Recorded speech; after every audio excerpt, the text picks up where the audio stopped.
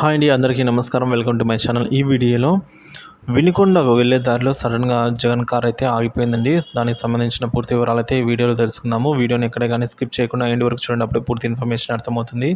Friends, ఇక విషయానికి వచ్చినట్లయితే వినుకొండకు బయలుదేరిన వైసీపీ అధినేత వైఎస్ జగన్మోహన్ రెడ్డి అండి.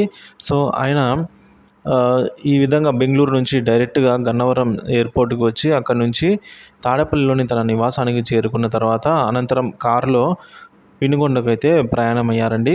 సో దారిలో అయితే జగన్కు ప్రభుత్వం అందజేసిన బుల్లెట్ ప్రూఫ్ కార్ అయితే ఆగిపోయింది. సో ఆయనకు సంబంధించిన బుల్లెట్ ప్రూఫ్ కార్ ఏదైతే ఉందో అది మార్గ మధ్యంలోనే పాడైపోయిందండి. సో ఈ మేరకు ఆయన మరో కారులో వినుకొండకైతే ప్రయాణం చేసి వెళ్ళారు. సో మరి ఎందుకు జగన్కు కావాలనే పాత వాహనం ఇచ్చారంటున్న వైసీపీ నేతలండి.